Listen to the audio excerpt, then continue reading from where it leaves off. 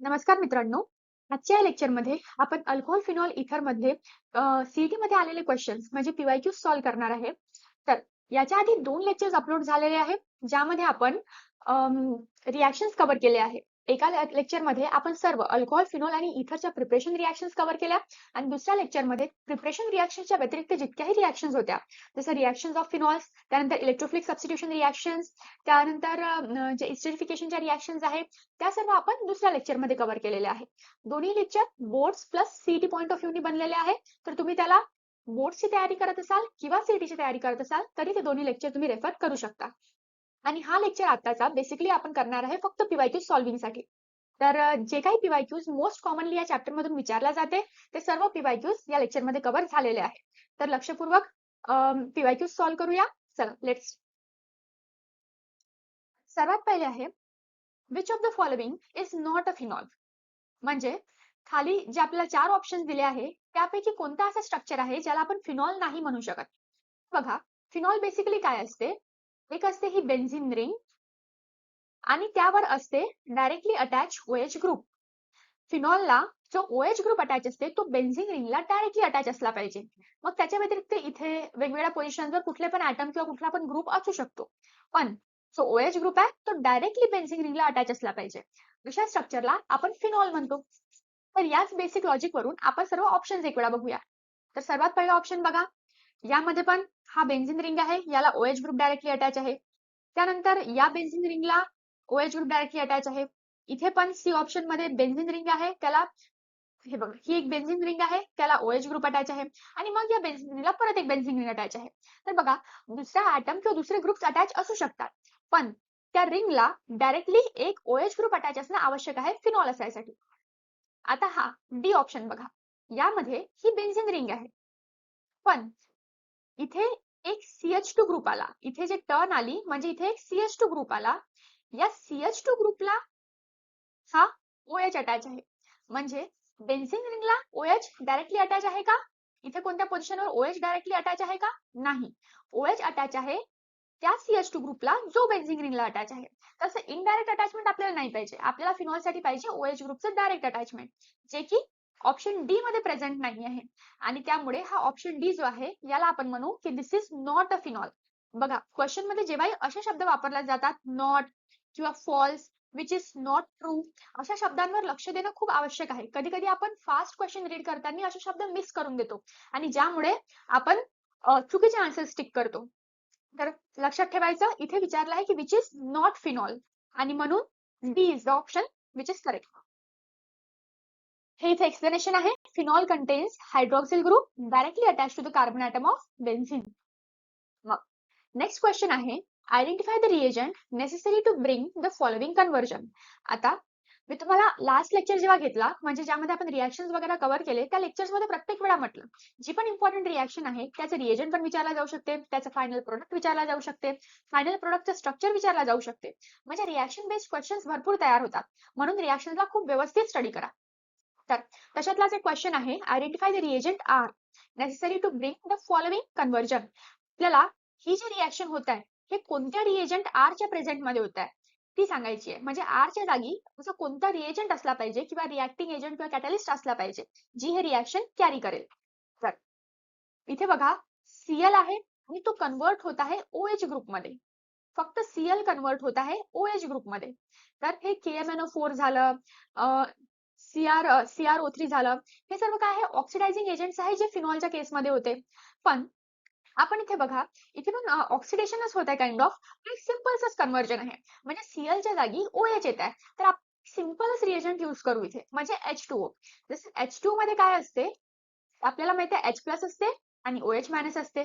जर इथे Cl आला तर Cl काय करू शकते, simple conversion, Cl H plus सोबत जॉईन होऊन Cl बनवून घेईल आणि Cl ची जागा हा OH ऑक्युपाय करून घेईल. तर बघा, या रिएक्शन मध्ये त्याच्या म्हणजे कोणाची पॉसिबिलिटी दिसत आहे का? हो.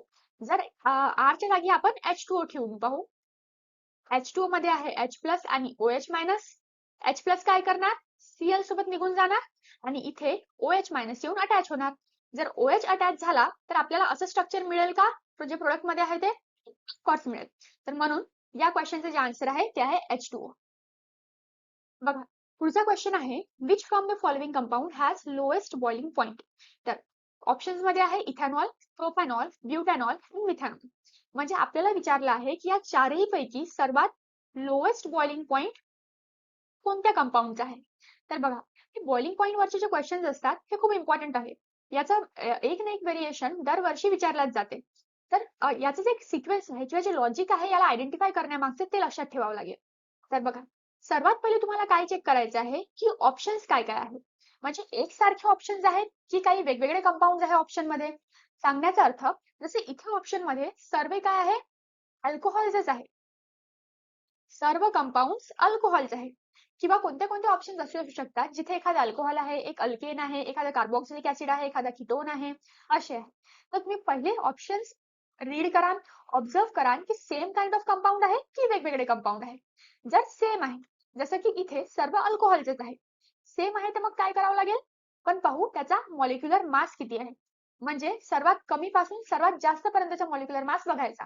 तर इथे बघा, मिथॅनॉल म्हणजे 1 carbon plus 1 OH group, butanol 4 carbon 1 OH group, propanol 3 carbon 1 OH, ethanol 2 carbon 1 OH group.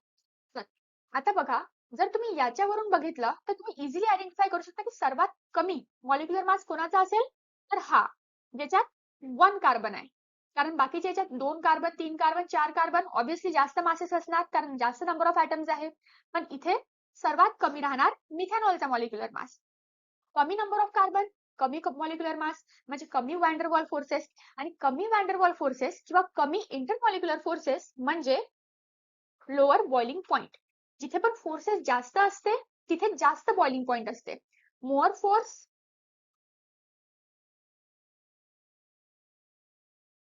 Mower boiling point. ठीक आहे. जसं जसं वेट वाढते, mower molecular mass. Simple simple लक्षात ठेवा, फॉर सेम काइंड ऑफ हे. म्हणजे जर सर्व अल्कोहॉल्स आहे तर तुम्ही सिम्पली असं ऑब्झर्व करू शकता की सर्वांचा मॉलिक्युलर मास कॅल्क्युलेट करायचा किंवा ऑब्झर्व करायचा. जर मोअर मॉलिक्युलर मास आहे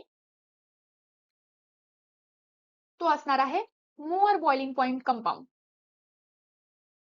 आणि ज्याचा कमी मॉलिक्युलर मास आहे त्याचा कमी बॉइलिंग पॉइंट. जसं इथे जर आपल्याला बॉइलिंग पॉइंटच्या ऑर्डर मध्ये अरेंज करावं लागेल तर आपण इथे अरेंज करू. बघा, आता सर्वात कमी मास होता मिथॅनॉलचा, तर सर्वात पहिले येणार मिथॅनॉल. याच्यापेक्षा जास्त मास होता इथेनॉलचा कारण 2 कार्बन आहे, तर मग येणार इथेनॉल. त्यानंतर 3 कार्बन म्हणजे प्रोपॅनॉल, त्यानंतर 4 कार्बन म्हणजे ब्युटॅनॉल. तर आपण म्हणू शकतो की जसा जसा मॉलिक्युलर मास वाढत आहे तसा तसा बॉइलिंग पॉइंट पण वाढत आहे. म्हणून आपण मी इथे लिहिलेच आहे शॉर्ट मध्ये, mower molecular mass mower boiling point. तर आपल्याला विचारलं काय आहे, लोएस्ट बॉइलिंग पॉइंट. तर बघा, लोएस्ट बॉइलिंग पॉइंट कोणता आहे, मिथेनॉलचा आहे. तर आपला आन्सर काय होणार, मिथेनॉल. एक्सप्लेनेशन बघून घेऊ. For alcohols with same OH group, as carbon chain length increases, म्हणजे जसे जसे नंबर ऑफ कार्बन्स वाढते कंपाऊंड मध्ये बॉइलिंग पॉइंट इन्क्रीजेस. बघा, मिथेनॉल मध्ये सर्वात कमी होता तर सर्वात कमी त्याचा बॉइलिंग पॉइंट, पण जसं जसं कार्बन वाढत गेला ब्युटॅनॉल पर्यंत कार्बन नंबर ऑफ कार्बन वाढत गेलं, कार्बन चेनची लेंथ वाढत गेली आणि बॉइलिंग पॉइंट वाढत गेला. कशामुळे, due to greater London dispersion forces म्हणजे greater chemical war forces. So बघा, आपण आताच इथे लिहिलं होतं इन्क्रीजिंग ऑर्डर मध्ये, तोच ऑर्डर इथे पण लिहिला आहे, आणि म्हणून methanol has the lowest boiling point आणि that is our answer. Next question आहे, which among the following has lowest boiling point. तर बघा, याच्या आधी पण सेम क्वेश्चन होता, पण त्या क्वेश्चन मध्ये जे ऑप्शन्स होते त्यामध्ये सर्व अल्कोहॉल्स होते, सर्व 1 डिग्री अल्कोहॉल होते. एक होता इथेनॉल, एक होता प्रोपॅनॉल, ब्युटॅनॉल आणि मिथॅनॉल. तर आपण काय केलं, simply number of carbon count केले. नंबर ऑफ कार्बन काउंट केले, 2 कार्बन, 3 कार्बन, 4 कार्बन आणि 1 कार्बन. आता आपल्याला माहिती आहे जसं जसं मॉलिक्युलर मास वाढते तसं तसं इंटर ॲटॉमिक फोर्सेस किंवा जो इंटरमॉलिक्युलर फोर्सेस आहे, वॅन्डरवॉल फोर्स, तो पण वाढते. फोर्स वाढला की बॉइलिंग पॉइंट वाढते. या केसमध्ये आपण हा लॉजिक लावला की नंबर ऑफ कार्बन इन्क्रीज होते त्यामुळे मॉलिक्युलर मास इन्क्रीज होते, त्यामुळे आपण म्हणू शकतो की वॅन्डरवॉल फोर्सेस इन्क्रीज होतात आणि त्यामुळे बॉइलिंग पॉइंट इन्क्रीज होते. म्हणजे ज्याच्यात हायेस्ट नंबर ऑफ कार्बन आहे तो आहे हायेस्ट बॉइलिंग पॉइंट वाला कंपाऊंड. तर आणि same lowest number of carbon ज्यात आहे तो आहे लोएस्ट बॉइलिंग पॉइंट कंपाऊंड. तर इथे बघा lowest boiling point lowest number of carbon वाला कंपाऊंड कोणता होता? मिथॅनॉल होता. म्हणून आपण म्हटलं की लोएस्ट बॉइलिंग पॉइंट कंपाऊंड कोणता आहे? मिथॅनॉल आहे. तर या लॉजिकने आपण लास्ट क्वेश्चन सॉल्व्ह केला. पण या क्वेश्चनचं स्ट्रक्चर जरी सेम वाटत असेल पण ऑप्शन्स वेगळे आहेत. यामध्ये सर्व ऑप्शन्स अल्कोहोल नाही, यामध्ये सर्व ऑप्शन्स वेगवेगळे आहे. एक आहे अल्कोहोल, एक आहे इथर, एक आहे कार्बोक्सिलिक ऍसिड आणि एक आहे सिंपल अल्केन. बघा, हा आहे इथर, हा आहे ऍसिड कार्बोक्सिलिक ऍसिड, हा आहे सिंपल अल्केन आणि हा आहे अल्कोहोल. आता कसं डिसाईड करायचं की कोणाचा आहे लोएस्ट बॉइलिंग पॉइंट? तर याच्यासाठी एक वेगळा लॉजिक आहे. एक वेळा आपण हे सर्व स्ट्रक्चर्स जे आहे ते ऑब्झर्व करून घ्या. आपण इथे बघू शकतो की सर्व जे कार्बन चेन्स आहे म्हणजे नंबर ऑफ कार्बन जे या इथर मध्ये प्रेझेंट आहे 3 कार्बन्स, 2 कार्बन्स, 4 कार्बन आणि 3 कार्बन. म्हणजे नंबर ऑफ कार्बन्स कम्पेरेबल आहे.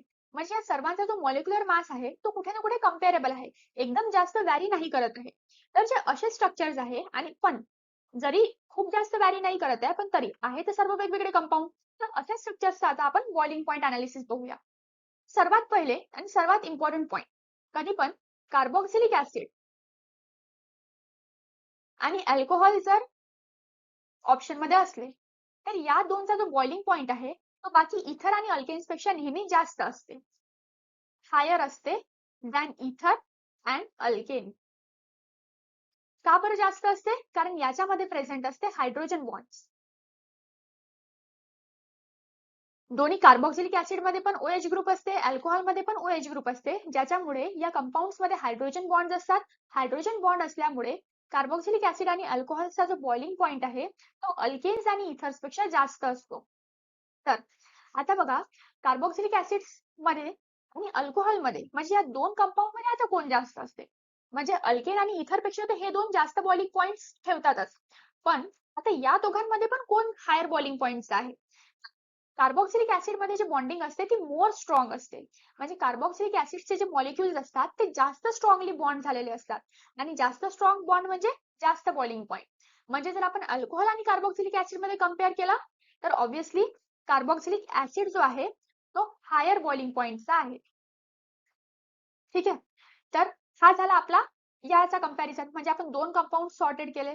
आता आपल्याजवळ उरले दोन कंपाऊंड, इथर आणि एक आहे अल्केन.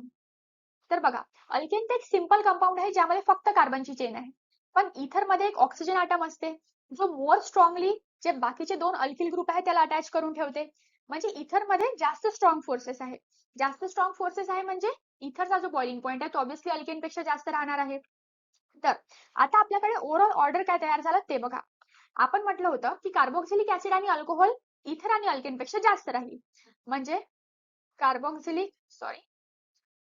कार्बोक्सिलिक ऍसिड हा अल्कोहोल पेक्षा जास्त आहे आणि हे दोन्ही इथर पेक्षा जास्त आहे आणि अल्केन पेक्षा जास्त आहे.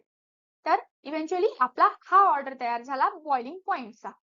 आता बघा, सर्वात जास्त बॉइलिंग पॉइंट कोणत्या स्ट्रक्चरचा असायला पाहिजे? ते असायला पाहिजे कार्बोक्सिलिक ऍसिडचं. आणि सर्वात कमी बॉइलिंग पॉइंट कोणाचा असायला पाहिजे? अल्केनचं. तर आपल्या ऑप्शन मध्ये कार्बोक्सिलिक ऍसिड काय आहे? हा आहे CH3COOH. पण आपल्याला काय आहे? लोएस्ट बॉइलिंग पॉइंट विचारलाय. म्हणजे आपला आन्सर राहणार अल्केन, ऑप्शन सी.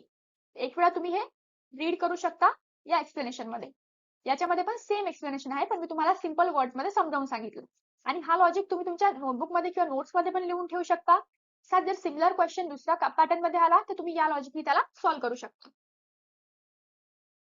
हे आहे फायनल अरेंजमेंट बॉइलिंग पॉइंटची. पण फॉर कम्पेरेबल मास म्हणजे समजून घ्या इथे जसं 3 कार्बन, 2 कार्बन, 4 कार्बन अशातले कार्बन चेन्स आहे. पण एखादं जर 10 कार्बन लेंथवाला कार्बोक्सिलिक ऍसिड असला किंवा 10 कार्बन लेंथवाला अल्केन असला, तर अशा केसेसमध्ये बहुतेक आपलं जे लॉजिक आहे ते चेंज होईल. बट नॉट टू वरी, कारण इतके कॉम्प्लेक्स क्वेश्चन्स विचारला जाणार नाही. हा सिंपल लॉजिक आहे आणि सिंपल क्वेश्चन्सच विचारला जातील. नेक्स्ट आहे phenol on reaction with aqueous solution of bromine. तर हे बघा, आपण तर याचे रिएक्शन्स डायरेक्ट आपल्या टेक्स्टबुक मध्ये होत्याच आणि त्या आपण बघितल्याच आहे. तर एक्सपेक्टेड असते की या रिएक्शन म्हणजे असे जे क्वेश्चन्स असतात जे रिएक्शन बेस्ड आहे आणि सरळ सरळ विचारले आहे, म्हणजे सिंपल अशा रिएक्शन्स आपल्या टेक्स्टबुक मध्ये गिवन पण आहे. तर अशा रिएक्शन जर आपल्याला लक्षात असल्या किंवा पाठ असल्या तर या क्वेश्चन्सवर टाइम लागत नाही. म्हणून रिएक्शन्स व्यवस्थित पाठ करा. जसं फिनॉलची रिएक्शन आहे. फिनॉल जेव्हा ब्रोमीन वॉटर सोबत रिएक्ट करतो तर 2,4,6 ट्रायब्रोमोफिनॉल आपल्याला मिळते है ना. अशा प्रकारचे कंपाऊंड मिळते. ही रिएक्शन आपण बघितली आहे. तर option D is answer. Then what type of alcohol is crotonyl alcohol. Crotonyl alcohol कोणता टाइप ऑफ अल्कोहॉल आहे? जसं बेन्झॅलिक अल्कोहॉल आहे, विनालिक अल्कोहॉल आहे, पॉलिहायड्रिक आहे, ॲलिलिक अल्कोहॉल आहे. बघा, जो अल्कोहॉल फिनॉल इथर चॅप्टर आहे त्याच्या स्टार्टिंग मध्ये ना आपल्याला हे डिस्क्रिप्शन दिले आहे, म्हणजे वेगवेगळ्या अल्कोहॉलचे स्ट्रक्चर दिले आहे. त्यानंतर टाइप्स ऑफ अल्कोहॉल म्हणजे 1 डिग्री 2 डिग्री 3 डिग्री अल्कोहॉल काय असतात, त्यानंतर हे जे इथे ऑप्शन्स मध्ये गिवन अल्कोहॉल्स आहे हे कसे असतात, किंवा असं कोणतं स्ट्रक्चर असते अल्कोहॉलचं ज्याला आपण अलायलिक अल्कोहॉल म्हणतो, ज्याला आपण बेन्झॅलिक अल्कोहॉल म्हणतो. हे सर्व जे डिस्क्रिप्शन आहे ते चॅप्टरच्या स्टार्टिंग मध्ये दिलं आहे.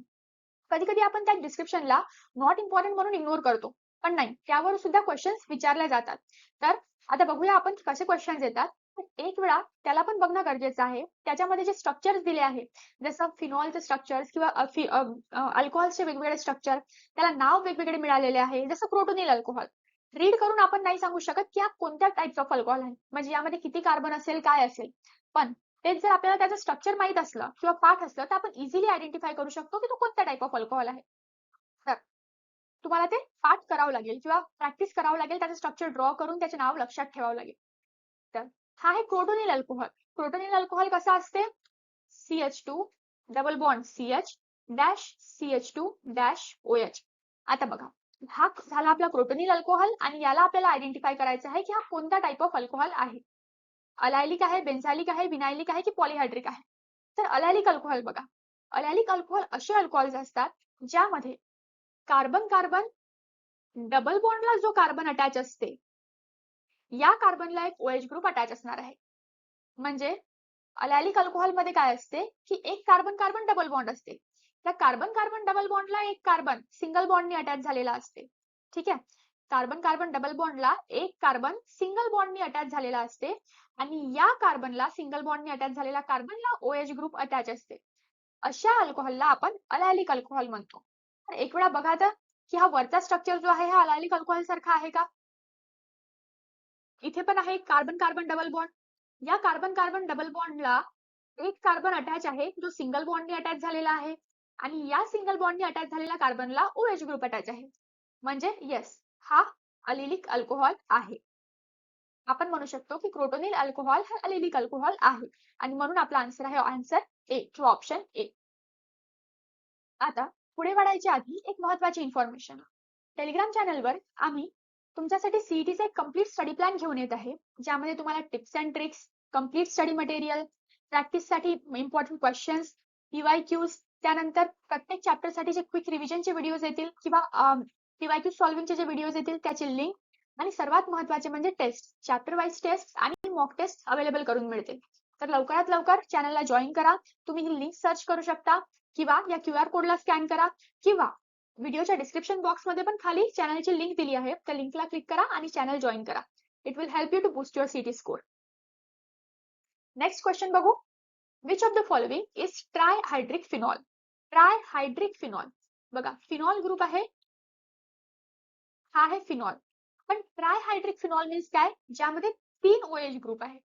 तर ट्रायहायड्रिक फिनॉल कोणता आहे? खालील दिलेल्या ऑप्शन्स पैकी. तर कॅटेचॉल, पायरोगॅलोल, रेस्कॉर्सनॉल और क्विनॉल. तर बघा, हे सर्व स्ट्रक्चर्स जर तुम्हाला माहित असेल, म्हणजे हा स्ट्रक्चर कोणता असतो, हा स्ट्रक्चर कोणता असतो, हा काय आहे आणि हा काय आहे, जर माहित असेल तर हा क्वेश्चन तुमच्यासाठी खूप इझी आहे. म्हणून मी म्हटलं की जर चॅप्टरचा जो इनिशियल पार्ट आहे, ज्यामध्ये स्ट्रक्चर्स दिले आहे किंवा टाइप्स ऑफ अल्कोहॉल आयडेंटिफाय कसे करायचे ते ट्रिक्स दिले आहे, त्याला रीड करा. तर बघा, हा जो स्ट्रक्चर आहे ज्यामध्ये ऑर्थो पोझिशनवर एक OH ग्रुप अटॅच आहे फिनॉलला, त्याला म्हणतात कॅटेचॉल. त्यानंतर जो मेटा पोझिशनवर एक OH ग्रुप अटॅच आहे त्याला म्हणतात एस्कॉर्ट्सनॉल. त्यानंतर जर दोन्ही ऑर्थो पोझिशन्सवर दोन OH ग्रुप अटॅच आहे त्याला म्हणतो आपण पॅरोगॅलोल. आणि जर दोन अपोजिट पॅरा पोझिशन्सवर OH ग्रुप प्रेझेंट आहे बेन्झीन रिंगवर त्याला म्हणतो आपण हायड्रोक्विनॉल किंवा क्विनॉल. आता बघा आपल्याला विचारलं आहे ट्रायहायड्रिक फिनॉल. ट्रायहायड्रिक म्हणजे 3 OH ग्रुप असणारा फिनॉल कोणता? तर इथे या चारही स्ट्रक्चर्स पैकी कोणता वाटत आहे? तर हा पॅरोगॅलोल. म्हणजे आपला आन्सर असायला पाहिजे option D. Next, which of the following pair of dihydric phenols, which of the following is a pair of dihydric phenols? तर बघा आताच आपण लास्ट क्वेश्चन मध्ये बघितले ट्रायहायड्रिक फिनॉल. ट्रायहायड्रिक फिनॉल कोणता होता? पायरोगॅलोल होता. तर ज्यामध्ये ज्यामध्ये पॅरोगॅलोल ऑप्शन आलेला आहे त्यामध्ये 3 OH ग्रुप आहे. म्हणजे हा तर ऑप्शन डायरेक्टली रिमूव्ह होऊन जायला पाहिजे. जसं की रेस्कॉर्चिनॉल आणि पायरोगॅनोल रिमूव्ह. परत पायरोगॅनोल यामध्ये आहे रिमूव्ह. आता बघा उरला काय? उरलेले ऑप्शन्स आहेत क्विनॉल प्लस फ्लोरोग्लुसिनॉल आणि कॅटेचॉल अँड क्विनॉल. मागची स्लाइड आठवण करा किंवा तुम्ही व्हिडिओला थोडा बॅक करून बघू शकता. तुम्हाला माहित पडेल की कॅटेचॉल आणि क्विनॉल जो आहे त्या दोन्ही स्ट्रक्चर्स मध्ये 2 OH ग्रुप प्रेझेंट आहे. म्हणजे डायहायड्रिक त्याला आपण म्हणू शकतो. म्हणून आपले जे फायनल आन्सर आहे ते राहील आन्सर डी. नेक्स्ट आहे कॉमन नेम फॉर बेन्झीन 1,2-डायऑल. म्हणजे एक बेन्झीन आहे, हा आहे त्याची 1 पोझिशन आणि 2 पोझिशन. तर याच्यासाठी कॉमन नेम काय आहे? परत तेच 4 स्ट्रक्चर जे आपण लास्ट टू लास्ट स्लाइड मध्ये बघितले होते त्याच्यावरूनच विचार करा की हे स्ट्रक्चर कशाचं आहे. तर हे स्ट्रक्चर आहे कॅटेचॉलचं. म्हणजे ऑप्शन ए आपला आन्सर असायला पाहिजे.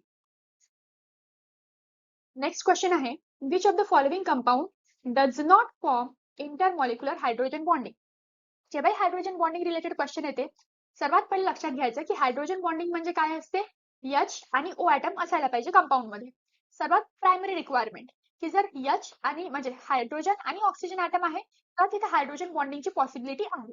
सर्वात पहिले तर आपण तेच ऑप्शन मध्ये चेक करून घेऊ की कोणत्या ऑप्शन्स मध्ये H आणि O दोन्ही प्रेझेंट आहे त्यामध्ये हायड्रोजन बॉन्डिंग आहे आणि ज्या ऑप्शन मध्ये H किंवा ऑक्सिजन प्रेझेंट नाही आहे त्यामध्ये हायड्रोजन बॉन्डिंग नाही आहे. तर बघा इथॉक्सी इथेन, तर यामध्ये तर आहे ऑक्सिजन पण आहे हायड्रोजन पण आहे. ब्युटेन मध्ये ब्युटेन तर सिंपल अल्केन आहे म्हणजे 4 कार्बनची चेन आहे आणि बाकीच्या व्हॅलेन्सीज हायड्रोजनने सॅटिस्फाय झाल्या आहे म्हणजे H3 H2 CH2 CH3. तर बघा यात तर ऑक्सिजन आहेच नाही. त्यानंतर फिनॉल, फिनॉल मध्ये तो O पण आहे H पण आहे. ब्युटॅनॉल, ब्युटॅनॉल मध्ये पण O पण आहे आणि H पण आहे. म्हणजे सिंपल काय आहे? ब्युटेन आपला असा कंपाऊंड आहे ज्यामध्ये इंटरमॉलिक्युलर हायड्रोजन बॉन्डिंग प्रेझेंट नाही आहे. का? कारण ऑक्सिजन ॲटम मिसिंग आहे. तर फक्त असं तर नाही म्हणू शकत आपण की ऑक्सिजन ॲटम मिसिंग आहे, आणखी पण भरपूर रिझन्स असतात. पण ह्या सिंपल ट्रिक आहे ज्याने आपण आयडेंटिफाय करू शकतो अबाउट इंटरमॉलिक्युलर हायड्रोजन बॉन्डिंग. तर CH bonds are not highly polarized as the difference between the electronegativity is low. Which from the following compound is obtained when phenol reacts with dilute nitric acid? बघा phenol reacts with dilute nitric acid at low temperature.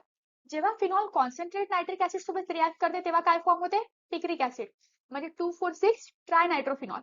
पण इथे म्हटलं आहे dilute acid, dilute nitric acid, तर काय form होईल? Ortho आणि para नायट्रोफिनॉल म्हणजे मिक्सचर ऑफ ऑर्थो अँड पॅरानायट्रोफिनॉल. दोन मधला मेजर कोणता राहील? पॅरानायट्रोफिनॉल. बट मिक्सचर फॉर्म होईल म्हणजे पॅरा पण राहील आणि ऑर्थो पण प्रेझेंट राहील. Therefore, answer is option B. Phenol reacts with dilute nitric acid at low temperature to give ortho and paranitrophenol mixture. तर ही जी रिएक्शन आहे ही रिएक्शन आपल्या टेक्स्टबुक मध्ये पण गिवन आहे. एक सिंपल आणि डायरेक्ट क्वेश्चन आहे. याच्यामध्ये सॉल्व्ह करायला वेळ नाही लागला पाहिजे जर आपल्याला रिएक्शन पाठ असेल. Which from the following statement is not true for phenol? तर बघा phenol molecules are polar molecules. Yes. OH group बघा बेन्झीन रिंगवर OH ग्रुप प्रेझेंट असते, O नेगेटिव्ह प्लस, तर त्यामुळे ऑब्व्हियसली हे पोलार मॉलिक्युल्स आहेत. त्यानंतर pure phenol is odourless, non toxic, high melting solid. तर नो. एक तर फिनॉल असते लो मेल्टिंग, त्याच्या व्यतिरिक्त इट इज टॉक्सिक. तर एक वेळा आपण बघू आपल्याला काय म्हटलं होतं? Not true. तर ऑब्विसली ऑप्शन बी काय आहे, नॉट ट्रू आहे. बघा, pure phenol is colourless, toxic and low melting, आणि इथे म्हटलं आहे हाय मेल्टिंग, म्हणजे ऑप्शन बी काय आहे, ट्रू नाही आहे. तसेच boiling point of phenol increases with molecular mass, हो. जसं मी सांगितलं होतं, एक अल्केन वाला क्वेश्चन डिस्कस केला होता, ज्यामध्ये सर्व अल्कोहोल्स होते पण वेगवेगळ्या मॉलिक्युलर मासचे होते. जसं जसं मॉलिक्युलर मास इन्क्रीज झाला तसं तसं बॉइलिंग पॉइंट इन्क्रीज झाला. सेम जर सर्व फिनॉल्स आहे म्हणजे सर्व ऑप्शन्स काय आहे, फिनॉल्स आहे, तर मॉलिक्युलर मास इन्क्रीज होईल, तर तसा तसा बॉइलिंग पॉइंट पण इन्क्रीज होईल. म्हणजे जसं आपण या केसमध्ये पाहिलं तसंच आपण फिनॉलच्या केसमध्ये पण यूज करू शकतो. त्यानंतर आहे phenol shows appreciable solubility in water. तर true, phenol is soluble in water, का? कारण तो एक पोलार सॉल्वंट आहे किंवा पोलार मॉलिक्यूल आहे फिनॉल. तर identify the major product obtain when anisole reacts with bromine in acetic acid. तर ही रिएक्शन आठवण करा, एक सिंपल रिएक्शन आहे जी येते electrophilic substitution reaction in aromatic इथर्सच्या अंडर. सर्वात पहिली रिएक्शन आपण बघितली होती ना, हॅलोजिनेशन ऑफ अरोमॅटिक इथर्स, ज्यामध्ये आपण एनिसोलला, जो एनिसोल असतो त्याला ट्रीट केलं होतं bromine in the presence of acetic acid CH3COOH, आणि मग आपल्याला काय मिळालं होतं, para anisole, para bromo anisole. हा आपला होता मेजर प्रोडक्ट. पॅरा पोझिशनवर जो ब्रोमीन ग्रुप अटॅच झाला हा होता मेजर प्रोडक्ट. तर ऑब्विसली इथे आपल्याला ऑप्शन काय टिक करायचं आहे, मेजर प्रोडक्ट विचारला आहे म्हणून ऑप्शन सी. ही बघा रिएक्शन. नेक्स्ट क्वेश्चन आहे, identify the substrate X in the following reaction. आता रिएक्शन काय आहे बघा, X plus O2 in the presence of cobalt naphthenate and dilute HCl at 423 Kelvin gives phenol plus acetone. बघा, product मध्ये तयार होत आहे फिनॉल, म्हणजे मी म्हणू शकतो की हे फिनॉलच्या प्रिपरेशनची रिएक्शन आहे. आता फिनॉलच्या प्रिपरेशनच्या मध्ये आपल्याला 4 आपण रिएक्शन स्टडी केल्या होत्या. त्यामध्ये अशी कोणती रिएक्शन होती ज्यामध्ये आपण ऑक्सिडेशन कोबाल्ट नॅफ्थेनेट यूज करत होतो, किंवा अशी कोणती रिएक्शन होती ज्यामध्ये फिनॉल सोबत एक इम्पॉर्टंट प्रोडक्ट म्हणजे ऍसिटोन पण तयार होत होता, ते आठवण करायचा प्रयत्न करा. तर तुम्हाला जर लक्षात येत असेल तर ती रिएक्शन होती रिएक्शन विथ क्युमिन. म्हणजे आपण क्युमिनला ऑक्सिडाइज करत होतो in the presence of air, cobalt naphthenate and dilute HCl, ज्यामध्ये आपल्याला मिळत होतं क्युमिन हायड्रोपरॉक्साईड. त्या हायड्रोपरॉक्साईडचं हायड्रोलिसिसने आपल्याला मिळालं मग फिनॉल. तर या रिएक्शनला इथे रिप्रेझेंट केलं आहे आणि आपल्याला विचारलं आहे एक्स फाइंड आउट करा. तर ऑब्विसली हा एक्स काय आहे, एक्स आहे क्युमिन. आणि क्युमिनला आपण काय म्हटलं होतं, क्युमिनला आपण म्हणतो आयझोप्रोपिल बेन्झीन, जो आहे ऑप्शन डी मध्ये गिवन. बघा, क्युमिन म्हणजे isopropyl benzene on air oxidation in the presence of cobalt naphthenate gives cumene hydroperoxide, which or hydrolysis with dilute HCl gives phenol and acetone. This is commercial method for preparation of phenol. तुम्हाला जर ही reaction in detail समजावून पाहिजे असेल तर आपण एक lecture याच्या आधी पण अपलोड केलेला आहे, म्हणजे प्रिपरेशन ऑफ अल्कोहोल फिनॉल्स आणि इथर्सचा लेक्चर, ज्यामध्ये सर्व प्रिपरेशन रिएक्शन्स अल्कोहोल्सच्या, फिनॉल्सच्या आणि इथर्सच्या इन डिटेल एक्सप्लेन करून दिलेले आहे. तर तुम्ही तो लेक्चर रेफर करू शकता. नेक्स्ट आहे, which of the following is a secondary allylic alcohol. बघा, पण अलिलिक अल्कोहोलची डेफिनेशन याच्या आधल्या एका क्वेश्चन मध्ये बघितली होती. जर कार्बन कार्बन डबल बॉन्ड असेल आणि या कार्बन कार्बन डबल बॉन्ड मधल्या कार्बनला एक कार्बन ऍटम अजून अटॅच आहे सिंगल बॉन्डनी, एक कार्बन ऍटम अटॅच आहे सिंगल बॉन्डनी, आणि त्या कार्बन ऍटमला म्हणजे या कार्बन ऍटमला अटॅच आहे एक OH ग्रुप. अशा प्रकारचा जो स्ट्रक्चर असते अल्कोहोलचा त्याला आपण म्हणतो अलिलिक अल्कोहोल. पण सेकंडरी अलिलिक अल्कोहोल म्हणजे काय, सेकंडरी म्हणजे 2 डिग्री कार्बनला OH ग्रुप अटॅच असला पाहिजे, म्हणजे असा कार्बन ज्या कार्बनला 2 अजून कार्बन अटॅच आहे, अशा कार्बनला जर OH ग्रुप अटॅच असेल तर आपण म्हणू त्याला सेकंडरी अलिलिक अल्कोहोल. तर बघा, आपण ऑप्शन्स बघू. सर्वात पहिले तर हे आहे, कार्बन कार्बन डबल बॉन्ड आहे, त्याला एक कार्बन अटॅच आहे, त्या एका कार्बनला OH ग्रुप अटॅच आहे. तर आता हा सेकंडरी आहे का ते बघा, अलिलिक तर आहे पण सेकंडरी आहे का. सेकंडरी अल्कोहोल बघासाठी आपण काय करतो, सर्वात पहिले तर बघा अल्कोहोल ग्रुप कोणत्या कार्बनला अटॅच आहे, या कार्बनला अटॅच आहे. आता हा कार्बन किती कार्बनला अटॅच आहे ते काउंट करा. हा कार्बन तर फक्त या एका कार्बनला अटॅच आहे, ओनली 1 कार्बन, म्हणजे हा तर आहे आपला 1 डिग्री अल्कोहोल. ज्या कार्बनला OH ग्रुप अटॅच असते, म्हणजे या स्ट्रक्चर मध्ये बघा, ज्या कार्बनला OH ग्रुप अटॅच असते तो कार्बन जर एका कार्बनला अटॅच आहे तर आपण त्याला 1 डिग्री अल्कोहोल म्हणतो. तो कार्बन जर 2 कार्बनला अटॅच आहे तर आपण त्याला 2 डिग्री म्हणतो. जर 3 कार्बनला अटॅच आहे तर 3 डिग्री अल्कोहोल झाला किंवा टर्शरी अल्कोहोल झाला. 2 कार्बनला अटॅच 2 डिग्री म्हणजे सेकंडरी अल्कोहोल झाला.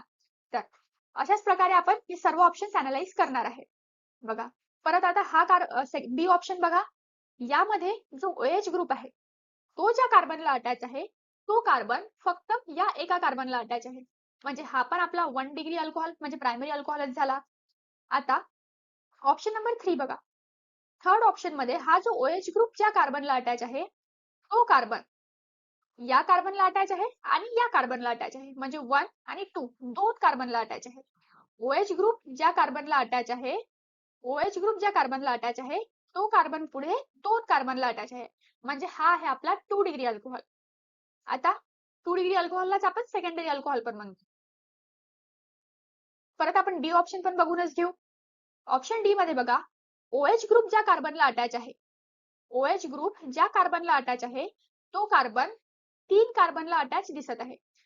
हा कार्बन, हा दुसरा कार्बन, हा तिसरा कार्बन, म्हणजे हा झाला आपला 3 डिग्री अल्कोहोल म्हणजे टर्शरी अल्कोहोल. करेक्ट.